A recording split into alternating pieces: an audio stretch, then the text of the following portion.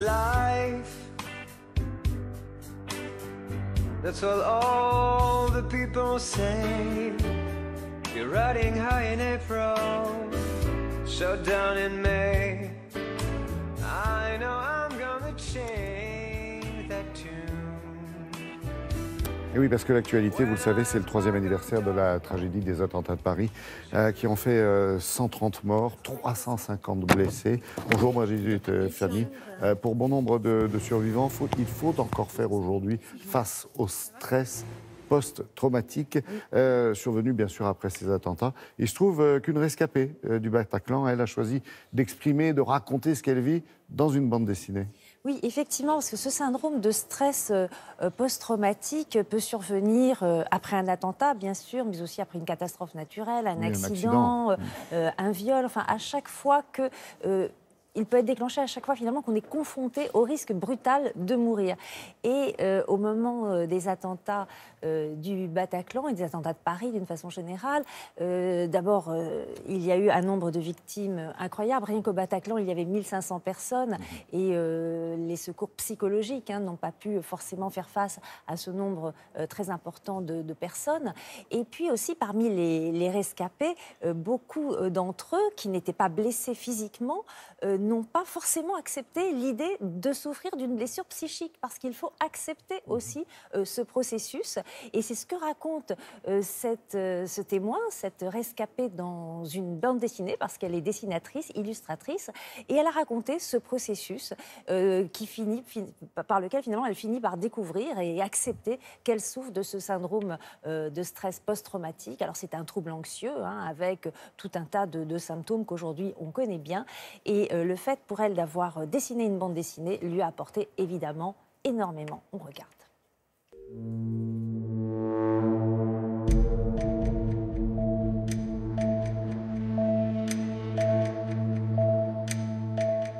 Juste après le Bataclan, je suis rentrée chez moi et là j'étais vraiment en mode euphorie.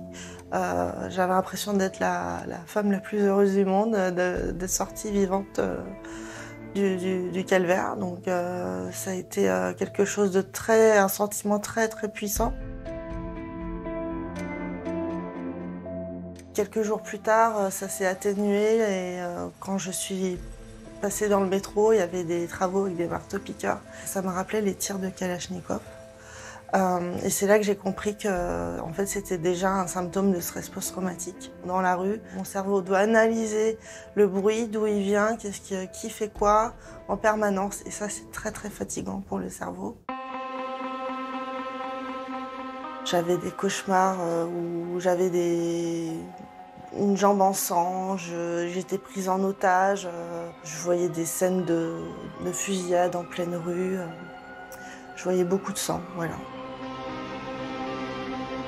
Le syndrome de stress post-traumatique, ça représente tellement de choses que moi j'ai voulu tout symboliser dans un boulet. Il est plus ou moins gros en fonction des jours qu'on passe, voilà. Et si on passe des bonnes nuits, si on fait des crises d'angoisse ou pas, voilà, il évolue avec le temps, mais il est là. Le plus problématique, c'est d'accepter la présence du boulet. Je sais que je l'aurai toute ma vie, voilà. Il sera peut-être petit, tout petit, mais il sera encore là. L'art, de manière générale, permet sans doute aux personnes qui souffrent de stress post-traumatique d'optimiser leurs chances de guérison. Quand on dessine, on peut appréhender ce traumatisme et probablement mieux l'appréhender et gérer les émotions qui, par la suite, pourraient faire revenir ces souvenirs.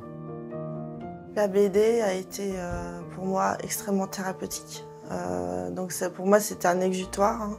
Le fait de lâcher vraiment tout ce que j'avais dans la tête sur le papier, ça m'a fait vraiment énormément de bien. Le fait d'aller mieux aujourd'hui, je le dois à un équilibre entre le dessin, la prise en charge médicamenteuse et les rendez-vous psychologues et psychiatres.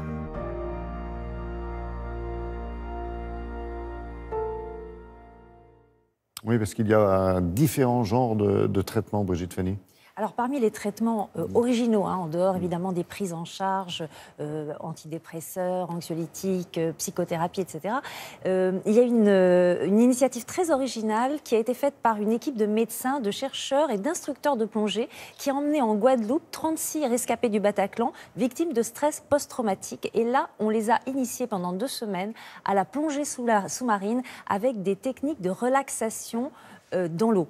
Et une étude a été publiée à ce sujet et montre que chez ces rescapés qui ont bénéficié de cette prise en charge, eh bien, le syndrome de stress post-traumatique a diminué, les symptômes ont diminué et ils ont retrouvé une meilleure qualité de vie. Oui, la plongée avec une façon de l'appréhender plus lente qu'effectivement sur la pratique sportive purement sportive. Voilà, ce n'était pas que de la plongée, mais aussi de la méditation sous l'eau.